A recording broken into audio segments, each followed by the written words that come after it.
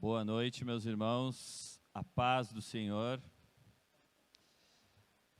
Vamos abrir nossas Bíblias no livro de 1 Reis, capítulo 17, por favor, lá no Antigo Testamento.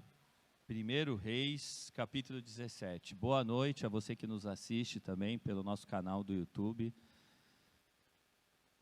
Vamos abrir a palavra, então, 1 Reis, capítulo 17. Vamos ler, então. Diz assim a palavra de Deus. Ora, que Elias de Tisbe, em Gileade, disse a Acabe: Juro pelo nome do Senhor, o Deus de Israel, a quem sirvo, que não cairá orvalho nem chuva nos anos seguintes, exceto mediante a minha palavra. Depois disso, a palavra do Senhor veio a Elias: Saia daqui.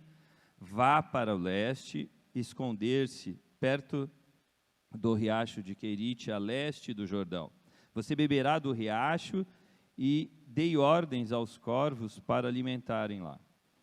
E ele fez o que o Senhor lhe tinha dito. Foi para o riacho de Querite, a leste do Jordão, e ficou lá. Os corvos lhe traziam pão e carne de manhã e de tarde, e ele bebia a água do riacho. Algum tempo depois, o riacho secou-se por falta de chuva. Então a palavra do Senhor veio a Elias: Vá imediatamente para a cidade de Sarepta de Sidom, e fique por lá, que ordenei a uma viúva daquele lugar para que lhe forneça comida. E ele foi. Quando chegou à porta da cidade, encontrou uma viúva que estava colhendo gravetos. E ele a chamou e perguntou: Pode me trazer um pouco d'água numa jarra para beber? Enquanto ela ia buscar água, ele gritou: Por favor, traga também um pedaço de pão. Mas ela respondeu: Juro pelo nome do Senhor, o teu Deus, que não tenho nenhum pedaço de pão, só um punhado de farinha num jarro e um pouco de azeite numa botija. Estou colhendo uns 2 gravetos para levar para casa e preparar uma refeição para mim e para meu filho, para que comamos e depois morramos. Que Elias, porém, lhe disse: Não tenha medo, vá para casa e faça o que lhe disse. Mas primeiro, faça um pequeno bolo com o que você tem e traga para mim. E depois faça algo para você e para seu filho. Pois assim diz o Senhor, o Deus de Israel: A farinha da vasilha não se acabará e o azeite da botija não se secará, até o dia em que o Senhor fizer chover sobre a terra. Ela foi e fez conforme Elias lhe dissera. E aconteceu que a comida durou muito tempo para Elias e para a mulher e sua família. Pois a farinha na vasilha não se acabou e o azeite da botija não se secou, conforme a palavra do Senhor proferida por Elias. Que algum tempo depois, o filho da mulher, dona da casa, ficou doente. Foi piorando e finalmente parou de respirar. E a mulher reclamou a Elias: Que foi que eu fiz, ó homem de Deus? Vieste para lembrar-me de meu pecado e matar o meu filho? Dê-me o seu filho, respondeu Elias, e ele o apanhou dos braços dela, levou-o para o quarto de cima, onde estava hospedado, e o pôs na cama. Então clamou ao Senhor: Ó Senhor meu Deus, trouxeste também desgraça sobre essa viúva, com quem estou hospedado, fazendo morrer o seu filho. Então ele se deitou sobre o menino 3 vezes e clamou ao Senhor: Ó Senhor meu Deus, faze voltar a vida a este menino. O Senhor ouviu o clamor de Elias e a vida voltou ao menino, e ele viveu. Então Elias levou o menino para baixo, entregou-o à mãe e disse: Veja, seu filho está vivo. Então a mulher disse a Elias: Agora sei que tu és um homem de Deus, e que a palavra do Senhor, vinda da sua boca, é a verdade. Até aqui. Vamos orar antes de dar prosseguimento? Vamos fechar os nossos olhos? Senhor Deus, nós te louvamos por este dia, te louvamos por estarmos aqui, neste local, para te adorar, Senhor, para te engrandecer. Senhor, que o Senhor possa revelar a sua vontade, o Senhor possa falar aqui nessa noite, como já vem fazendo por meio dos louvores, Senhor. Que o Senhor possa nos instruir, nos preparar para tudo aquilo que o Senhor tem para nós, Senhor. Ó, Senhor, é isso que eu te peço, fala, abre os corações, toque em cada vida aqui, Senhor, e aqueles que também estão pelo YouTube, Senhor, que sejam tocados pela tua presença, é o que eu te peço, no nome de Jesus, amém. Que a palavra dessa noite é sobre o Deus provedor, e para a gente entender um pouquinho o que estava acontecendo aqui nessa época, esse período, para compreender o contexto onde Elias estava, o pano de fundo foi que o profeta Elias foi inserido no início do casamento do rei Acabe, começou com o início do casamento do rei Acabe com a princesa Jezabel. Houve esse casamento. Então, esta união trouxe vários benefícios, como na política, na parte comercial, mas também trouxe problemas.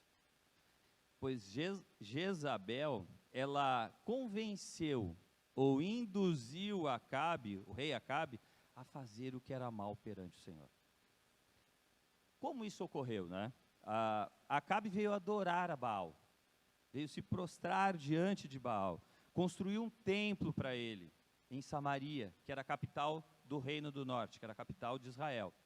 E pior, por incentivo de sua esposa, ele estava tentando exterminar toda a adoração ao Senhor, por incentivo da sua esposa. Mas quem é esse tal Deus Baal que a gente ouve falar em tudo que é passagem bíblica, fala do tal do Deus Baal?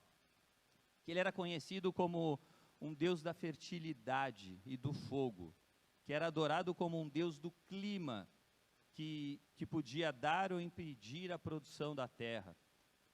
E este foi o cenário que Elias surge. Foi exatamente nesse momento que Elias surgiu na Bíblia. É a primeira passagem com o nome dele. Vamos imaginar agora, o povo crê que o Deus que eles seguem, por incentivo do rei Acabe, ele é senhor sobre o clima. Então, que toda a produção deles, tudo que vinha chuva, tudo que prosperava na terra, as colheitas abundantes, era por causa que Baal supria. Era isso que eles queriam. Afinal, era isso que o rei estava falando para eles.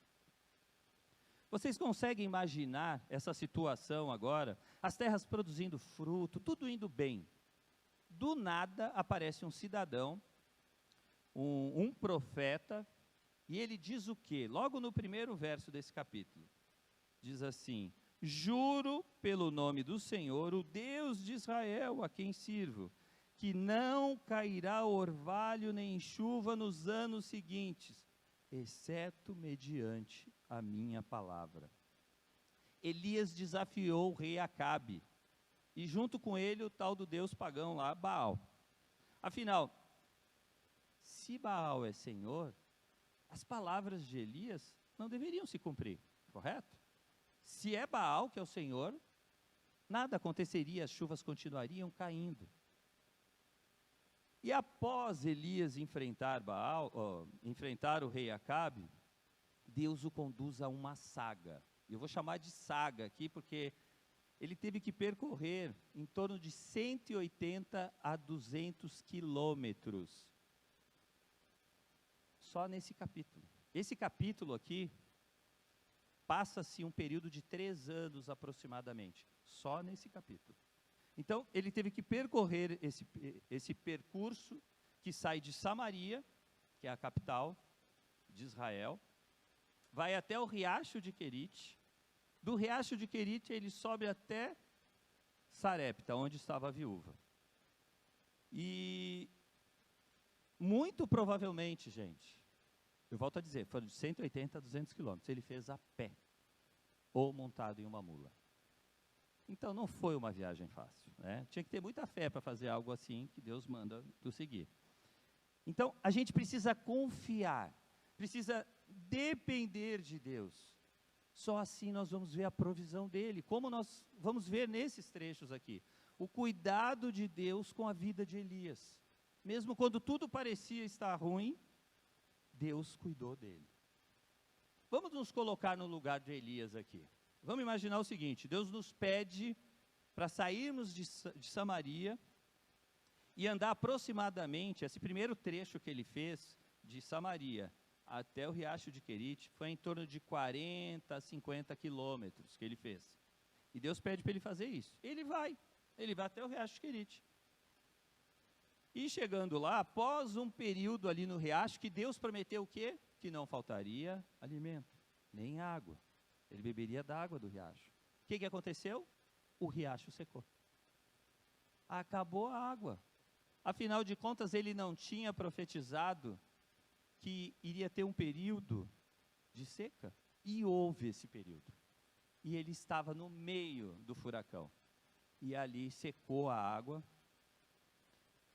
Agora se imagine, né, numa situação parecida com essa.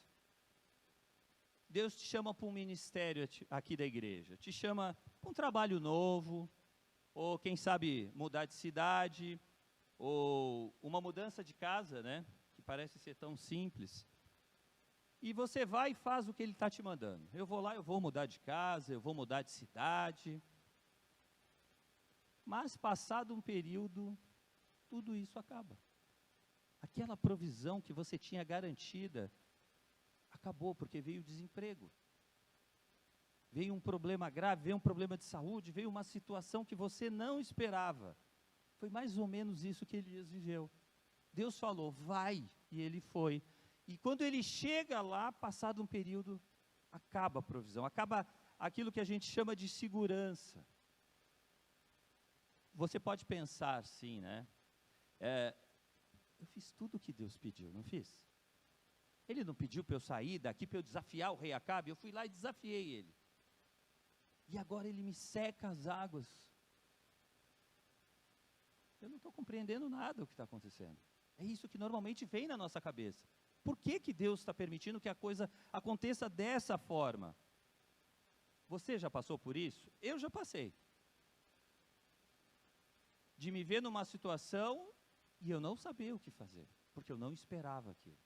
Eu tinha certeza que Deus estava comigo. E a pergunta é, Deus estava mesmo, então qual era a minha dúvida? Não deveria ter dúvida. Como Elias.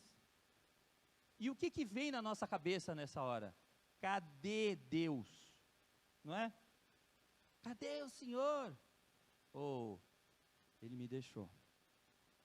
Ele não lembra mais de mim. Ou ainda, e agora? Eu confiei minha vida, coloquei a minha família nessa situação.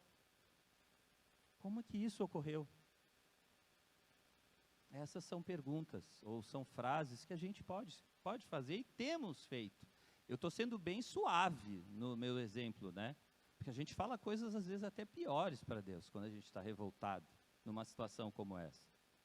Mas Deus nos leva até Querite, Ele nos tira de Samaria e nos leva até Querite. Sabe o significado de Querite? Um corte. Um corte. Ele vai lá e corta aquela situação, mas um corte no quê, Marco, né? Que corte é esse? Vamos olhar para a nossa vida, o que pode ser um corte? Pode ser um corte nos nossos planos. A gente entende que tem que ser por esse caminho. Deus vai lá e tesoura os nossos planos. Ou naquilo que nós achamos ser o melhor. Quem diz que Deus sabe tudo, né? Eu sei o que é melhor para mim. Deus não sabe. Não é assim que a gente acha? Que nós sabemos tudo o que é melhor para nós?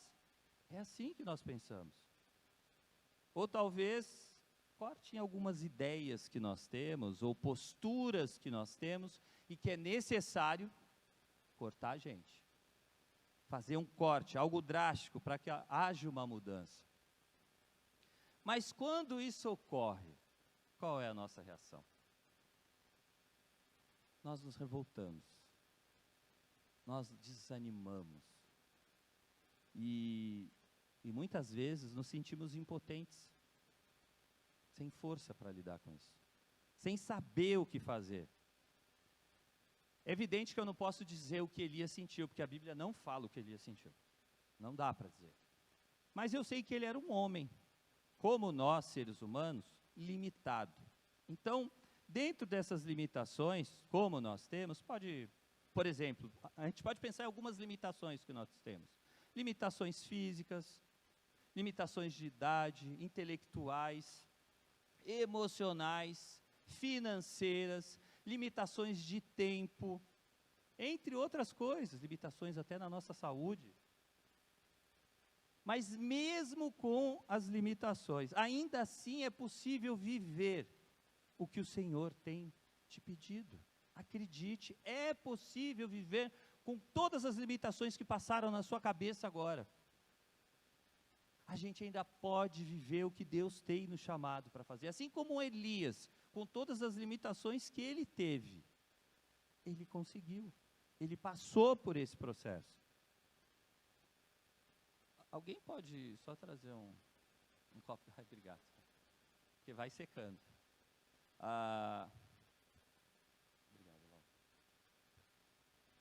Precisamos entender, então, o que Deus tem nos chamado para fazer. Que chamado é esse? Para cada um de nós aqui é diferente. Deus deu dons, deu capacidades, deu habilidades diferentes para cada um de nós. E para isso Ele tem chamados diferentes.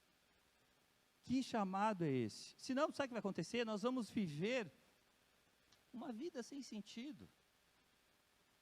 Não sei se vocês já viveram um período que você acorda pela manhã, toma o seu café, ou sai em jejum, tem gente que não gosta de tomar café de manhã, toma café, sai, vai para o seu trabalho, ou trabalha de casa, passa aquele dia todo, termina o dia, volta para casa, come alguma coisa, liga a TVzinha, ou a rede social, ou vai assistir um Netflix, assistir alguma série, alguma série, e depois, o que faz? Vai dormir. Passa-se aquela noite, o ciclo recomeça. Talvez com algumas alteraçõezinhas, mas recomeça o mesmo ciclo daquele dia e com poucas alterações. Então, se a gente deixar o acaso, os nossos dias vão passar. Nossa vida acabará girando em torno do quê? De situações momentâneas. Situações que saciem apenas desejos pontuais. Coisa só para aquele momento. Mas, e o amanhã? E o amanhã? Para o nosso amanhã realmente ser diferente, ele ter mudanças significativas, nós precisamos construí-lo agora. Ou a gente começa a mudar hoje, ou amanhã, eu não sei o que será. Confie no Senhor. Assim como Elias fez, ele confiou em Deus. E ele viu o agir de Deus na vida dele. Mas nós precisamos confiar. Precisamos depender dele. Vamos ver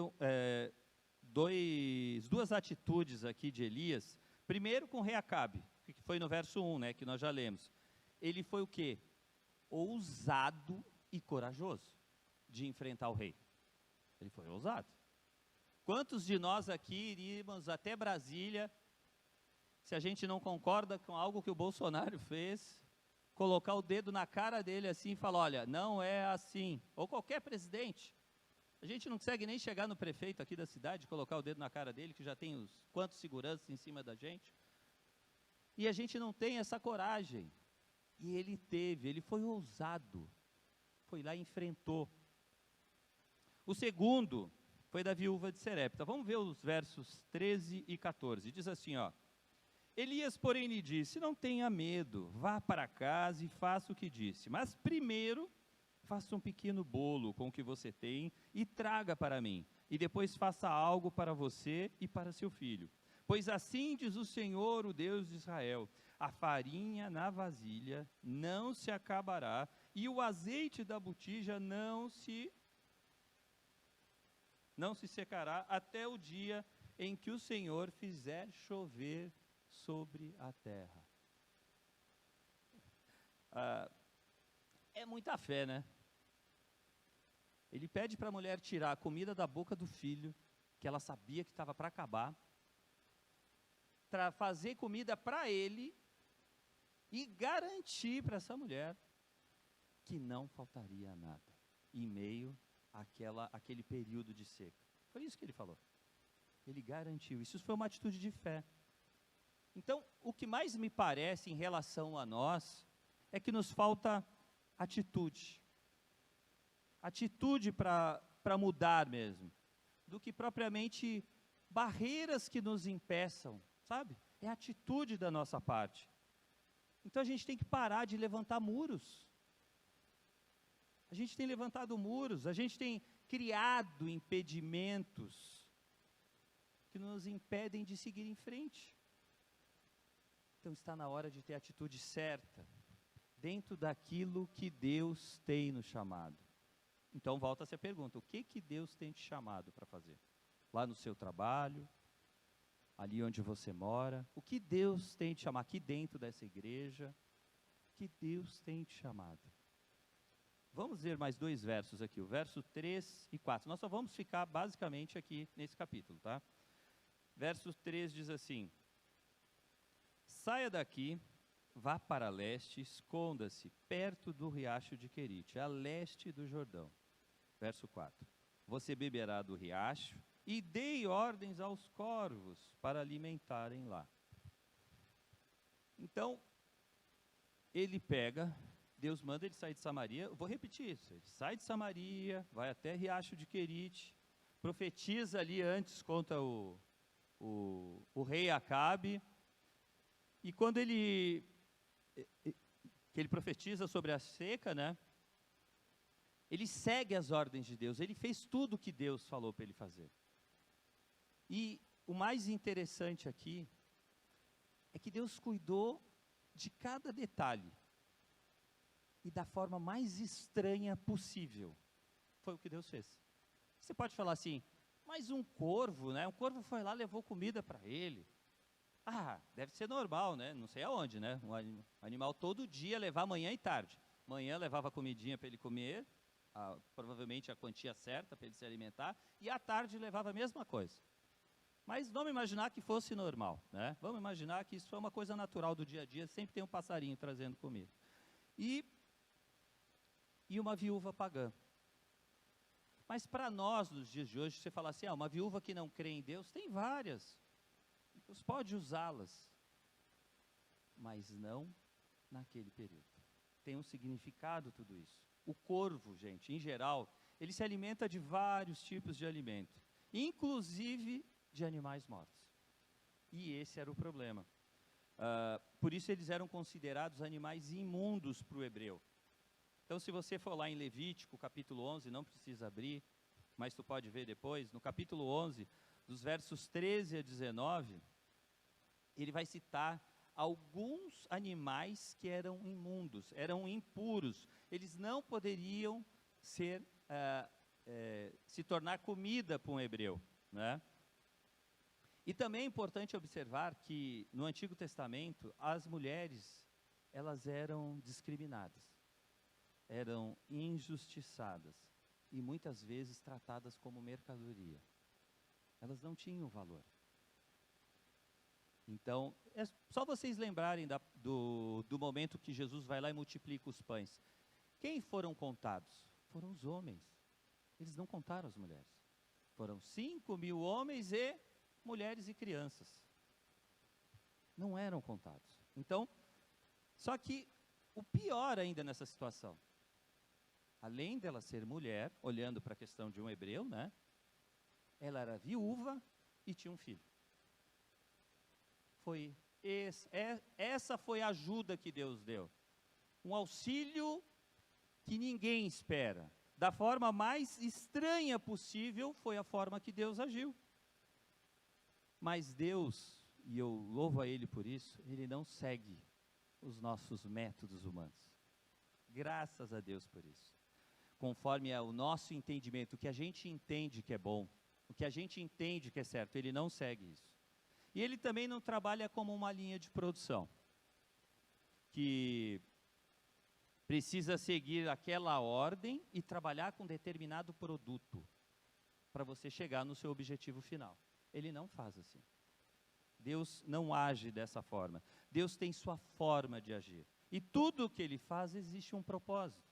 ainda que muitas vezes nós não estejamos compreendendo. Lembra que nós estamos no meio de um furacão. Eu nunca vi um furacão de perto, mas eu vejo que aquele negócio, redemoinho, aquela coisa toda, aquela loucura, se você está lá no meio, tu não sabe para onde você vai. Está tudo girando à sua volta. É mais ou menos isso. Mas ele sabe. E ele designou o quê? Os corvos para que levassem alimento a Elias. E sabe o que é mais engraçado? É que os corvos obedeceram. E nós? Deus tem falado tantas coisas conosco. Nós temos obedecido ao Senhor? Os corvos obedeceram. Isso me faz refletir o quanto eu tenho falhado, né?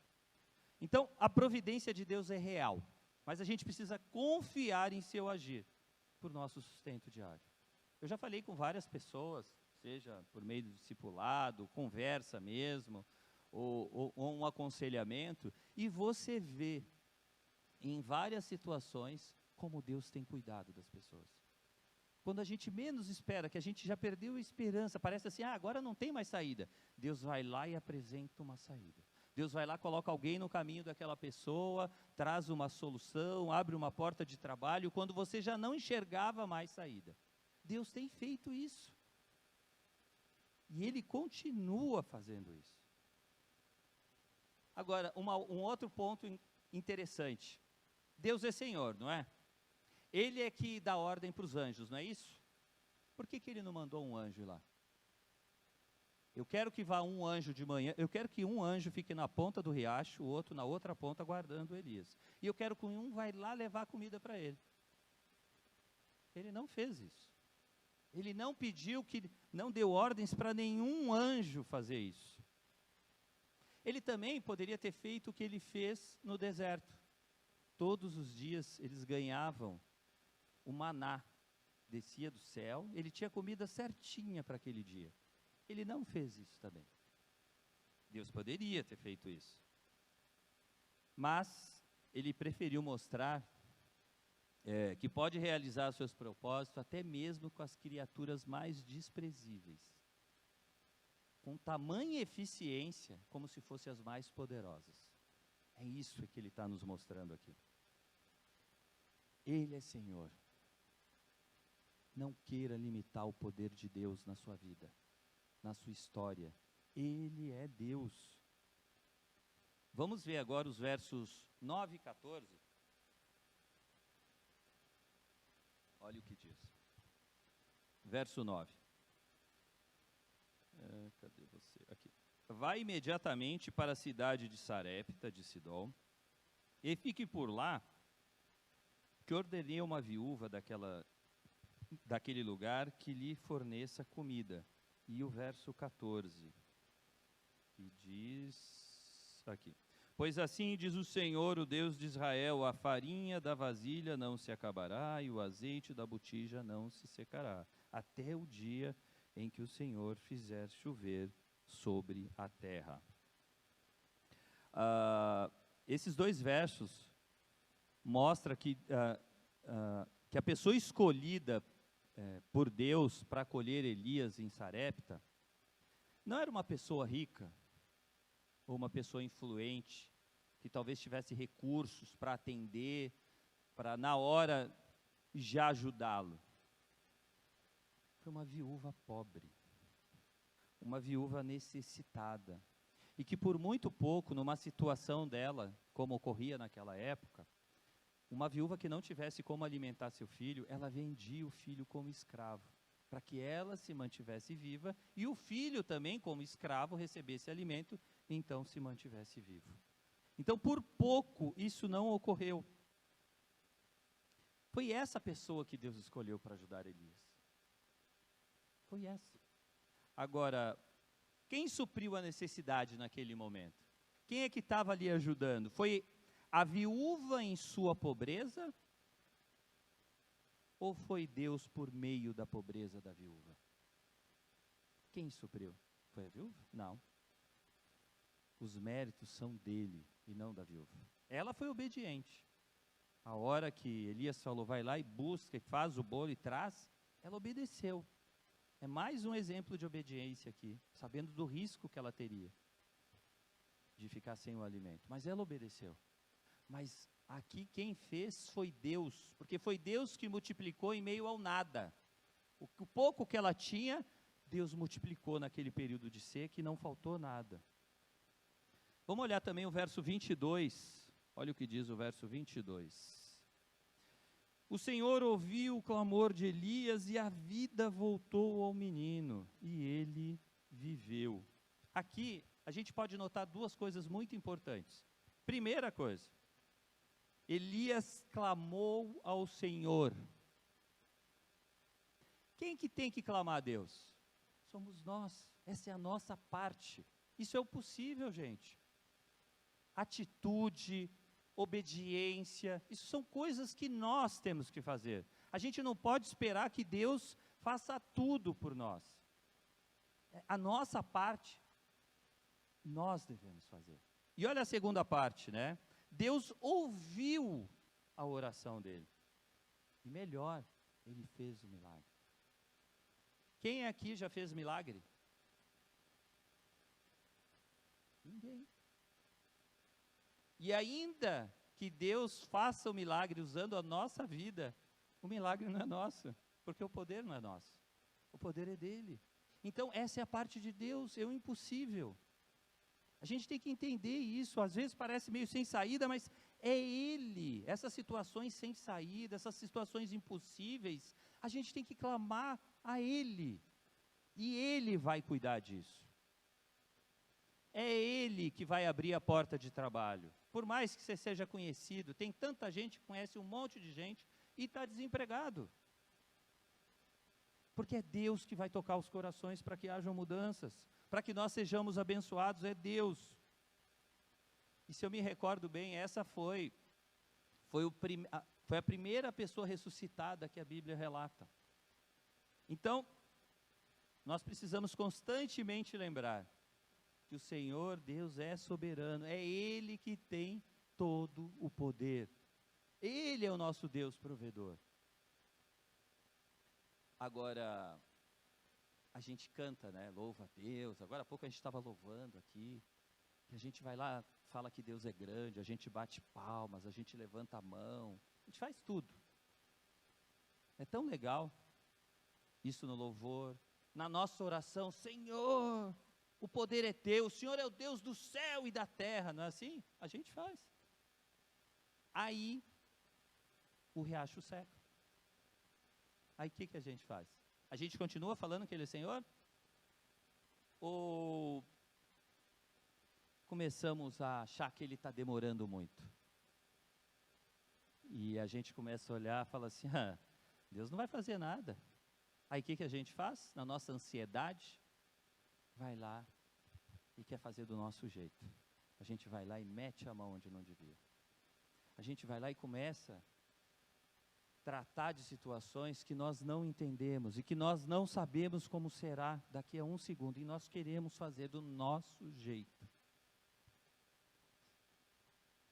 Que essa passagem mostra uma coisa, né? Deus deu ordem para Elias se esconder. A gente já viu que Deus, ele tem todo o poder. Ele podia ter feito muitas outras coisas. Mas ele fala, a hora que ele manda o Elias ir lá desafiar o rei Acabe, depois ele fala, vai se esconder. Vai lá, se esconde no riacho. E se a gente pegar uma outra passagem com Eliseu, lá em 2 Reis, capítulo 2, verso 23 e 24, eu vou ler para vocês. De Jericó, Eliseu foi para Betel. No caminho, alguns meninos que vinham da cidade começaram a caçoar dele, gritando, suma daqui, ô careca. Voltando-se, olhou para eles e os amaldiçoou em nome do Senhor. Então, 2 ursas saíram do bosque e despedaçaram 42 meninos. Mas o que Deus falou para Elias? Vai se esconder. 2 pesos, 2 medidas. 2 pessoas, 2 situações, 2 momentos, mas o mesmo Deus. Não tem como a gente gosta de pensar, né? Tem que ser assim. Não tem. Com Deus, não. É isso que tem que ficar claro para a gente. E eu creio que a situação de Elias era muito mais grave. Porque a gente está falando da idolatria que estava ocorrendo em Israel. As pessoas não estavam mais crendo no Senhor, estavam crendo em Baal. Outra coisa foi que o povo estava todo se afastando, né? E ele estava correndo risco de vida. Porque o rei seria o soberano, o cara que tinha todo o poder ali para tirar a vida de quem ele quisesse. Então ele estava correndo risco. Mas note, a resposta de Deus foi diferente. Deus chama Elias à solidão, à dependência dele. Vai entender o que Deus quer fazer, né? Quando a gente vive esses momentos. Muitas vezes a gente vai precisar passar pelo deserto. E não é fácil. Para crescermos no conhecimento do Senhor. É só no deserto. Para aprendermos a ter intimidade com Deus. Não é naquele momento que está tudo tão bonito, tão bom, né? Estou ganhando tão bem. Passeio todo final de semana. O quê? Tem crise? Está cara a carne? Não, churrasco todo final de semana lá em casa. Pode ir lá me visitar. Minha vida está boa.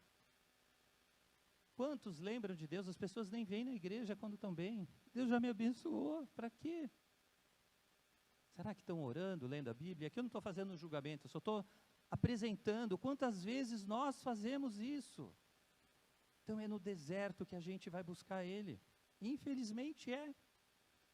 Então não reclame. Esteja aberto a aprender do Senhor. Queira aprender o que Deus quer te ensinar. Confie que quem te levou ao deserto é o mesmo que te ajudará a passar por ele. Porque a gente não vai para o deserto sozinho. Se nós somos filhos de Deus, nós não vamos sozinhos. Se Ele está permitindo nós entrarmos no deserto, é porque Ele está conosco. Nunca se esqueça disso. Se tu é um filho, uma filha de Deus, Ele está com você no deserto. Ele vai te acompanhar e Ele vai te ajudar a passar por esse deserto. Ou não foi isso que eu li aqui sobre Elias? Foi! Ele esteve com Elias o tempo todo.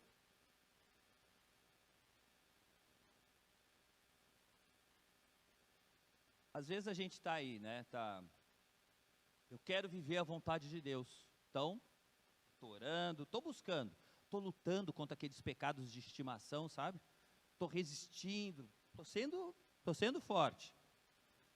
Começo a obedecer tudo que Deus está me falando para obedecer. Mas por que eu estou fazendo isso? Porque normalmente eu espero que Deus faça algo para mim. É mais ou menos por aí, né? A esperança que algo vai mudar. Mas, em meio a isso, você está lá vivendo um problema, mas você está lutando. Você está fazendo tudo certo. Você está, Senhor, você vai me dar a resposta. Aí ele diz assim, fica calmo. Seja paciente. O quê? Ser paciente? Eu estou vendo, olha a situação. Seja paciente, meu filho, minha filha. Persista.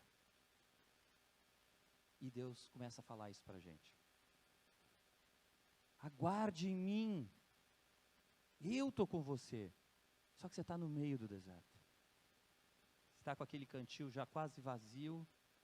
E você não está vendo saída. Você só está vendo aquela vastidão de nada. Só areia. E aí? Muitas vezes é isso. É fácil? Não. É balela quem fala que é fácil. A vida do crente não é fácil. A vida do crente, o tempo todo, a gente tem que lutar contra pecado, a gente tem que viver a vontade de Deus, a gente tem que dizer não a um monte de coisa que todo mundo diz sim, porque a gente sabe que vai nos afastar de Deus. Então a vida do crente não é fácil. Nem sempre vai ser só momentos bonitos, vão ser muitos momentos de dores. Mas lembre-se, Ele está com você no deserto. Não importa quão amarga seja a sua ou a minha tribulação. e quão sem esperança essa nossa situação possa parecer. Devemos perseverar e buscar a Deus. É nessa hora, busque, não desista.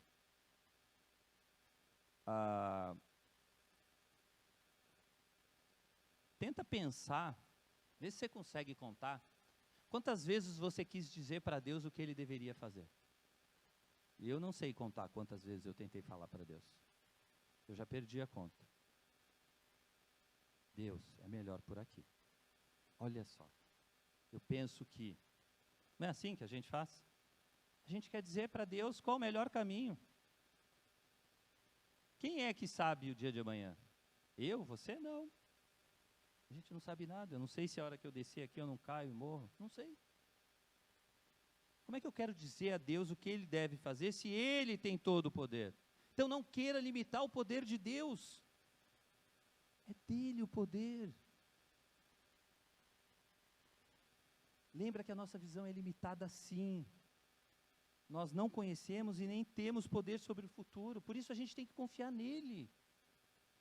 Confie em Deus. Agora, note que, mesmo ela sendo uma viúva pagã, né, ela não cria em Deus, e vivendo num país onde ninguém cria em Deus, ainda assim ela sabia que aquele profeta era um profeta de Deus, que era Senhor. E outra coisa que eu quero te lembrar, quem confia em Deus, lhes é prometido que não serão envergonhados no dia mau. E em dias de fome, serão satisfeitos. Guarda isso. Mas a gente precisa estar confiando. Precisa estar esperando nele. Precisa estar dependendo dele. Eu creio que esse capítulo, pelo menos para mim, ultrapassou todas as minhas expectativas do que poderia ter acontecido. Principalmente se eu me colocasse no lugar do Elias.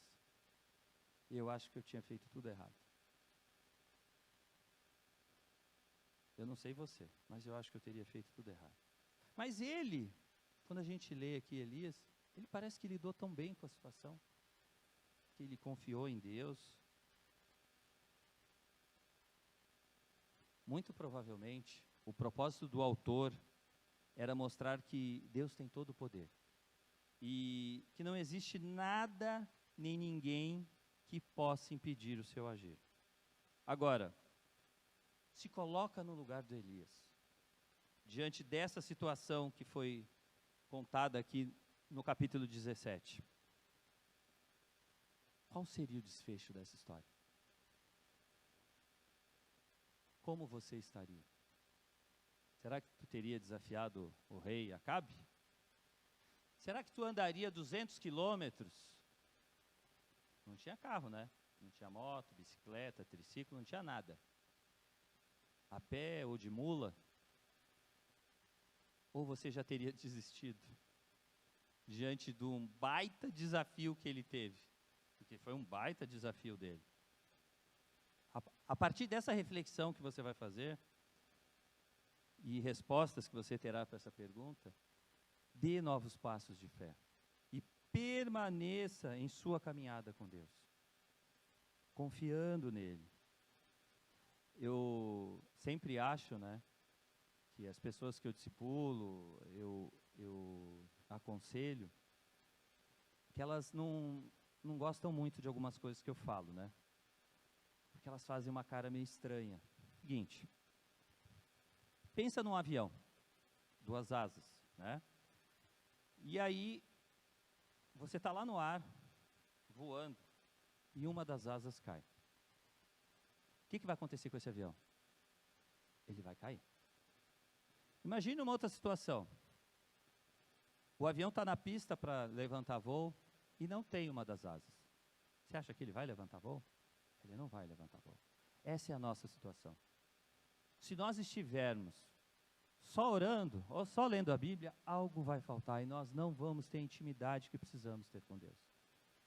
Pode ser que se você estiver voando, a sua queda seja dependendo da altura que tu tiver, vai ser grande, vai doer. Talvez você nem sobreviva.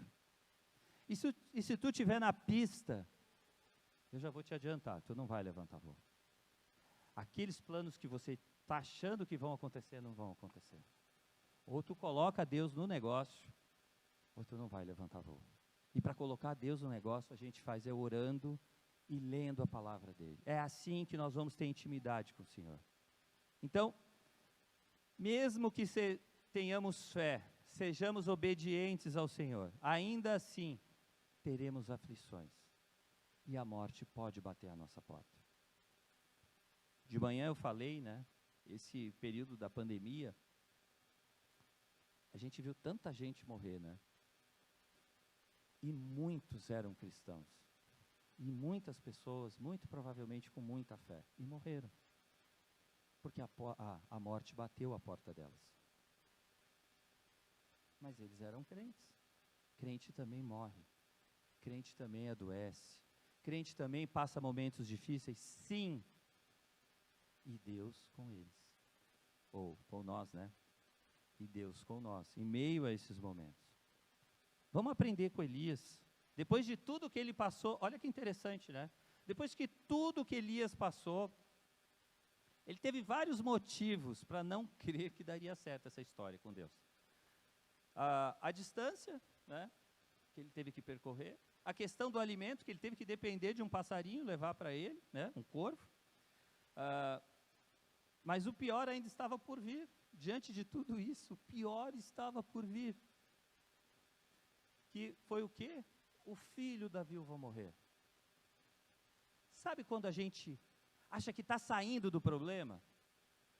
Entrou, esse mês entrou, eu peguei minhas férias, agora eu vou organizar isso, vou fazer aquilo. Eu recebi uma bênção, oh Deus, obrigado, a coisa começou a acontecer. Estava tudo perfeito. Aí vem um desastre. E eu vou ter que começar tudo de novo, não é? Nos assusta, nos abala. E detalhe, né? Essa mulher, essa viúva, ela não se lembrou. A hora que o filho dela morreu, ela não lembrou o Deus daquele profeta. Porque no período de seca, ela passou fome? A Bíblia falou que ela passou necessidade? Não. Ela foi alimentada, ela foi cuidada em todo o tempo. Isso me faz lembrar de Lamentações.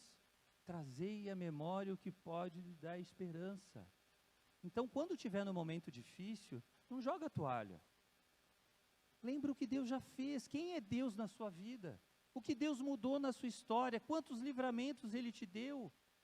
É isso que a gente tem que trazer à memória, para não desistir. Às vezes a gente está tão perto da mudança, está tão perto da vitória, está tão perto de uma transformação, mas eu desisto, porque o filho, nesse caso aqui da viúva, morreu.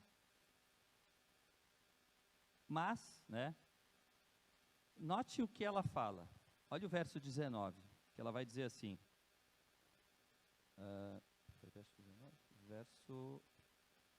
verso 18, desculpa, verso 18.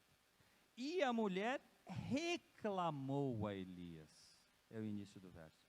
Ela reclamou, ela esqueceu tudo que ele havia feito. Quantas vezes nós fazemos isso? Quantas vezes a gente reclama de Deus?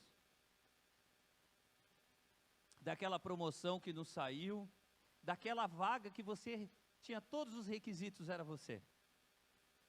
Mas escolheram o filho do diretor lá, porque ele é filho do diretor, né? Essa é a indicação. Então foi ele, não foi você.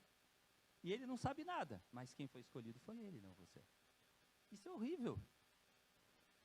Aí a gente reclama. Mas o bom é que ela conseguiu ver, né? Que ao ver o milagre que Deus fez, usando a vida do profeta, a reação dela muda, né? E isso mostra a graça de Deus pela nossa vida. Porque mesmo a gente sendo ingrato, a nossa memória sendo curta, Ele não desiste da gente. A graça dEle nos alcança. Mesmo sabendo da nossa ingratidão, o amor dEle não cessa. Vamos ler o verso 24, o que diz? Então, disse a Elias. Então a mulher disse a Elias: agora sei que tu és um homem de Deus, e que a palavra do Senhor vinda da tua boca é a verdade. Ela reconhece que Elias é um homem de Deus. Como você tem reagido em meio aos problemas? Com quem você tem falado? Com quem você tem buscado ajuda? Tu tem falado com Deus ou não? É muito importante, gente. Tu tens apresentado as suas necessidades, eu digo todas, sem exceção. Já ouvi gente falando que pede cada coisa assim, eu falei, uau, eu achei que eu pedia, mas tem gente que pede mesmo. Eu estou sem isso, Senhor, me abençoa. A gente tem apresentado as nossas necessidades ou a gente não tem apresentado o que a gente precisa? Então, em meio às aflições, Deus poderá trazer também à memória os nossos pecados. Sabe para quê? Para que a gente se arrependa, para que haja cura, para que haja renovo, para que haja transformação na nossa vida. É por isso que Ele permite que venha à nossa memória os nossos pecados, para que haja uma transformação na nossa vida. Lembre-se, em Jesus Cristo, sabemos que a esperança é real e para todos. A gente só precisa crer e confiar nele. Amém? Vamos fechar os nossos olhos? Vamos fazer uma oração?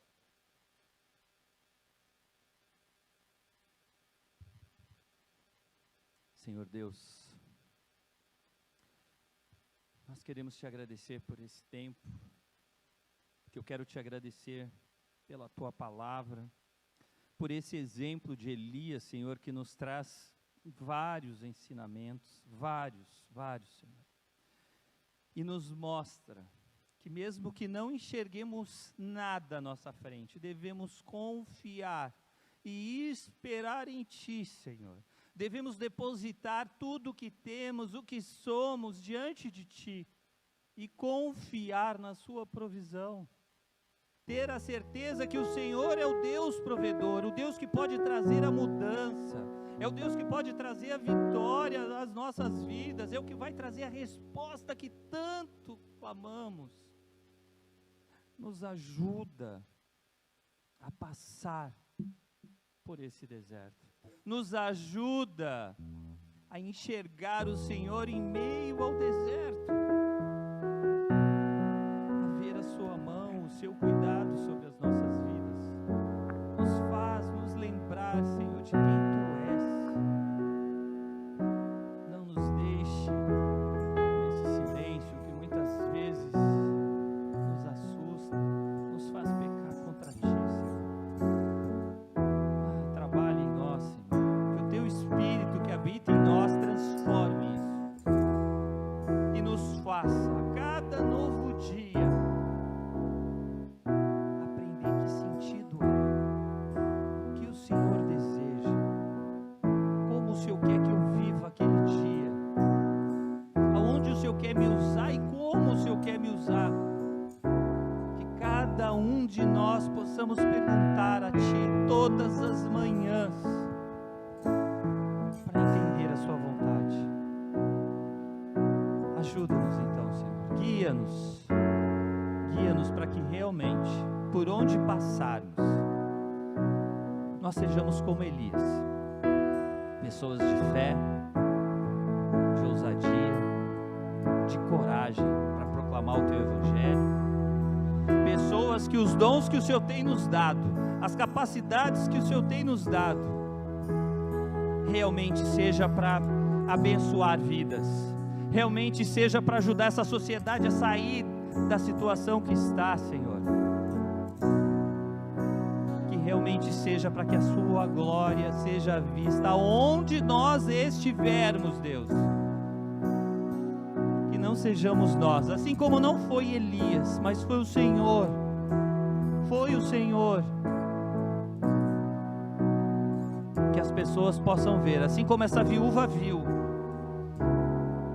Deus que Elias servia foi o Deus que mudou aquela situação.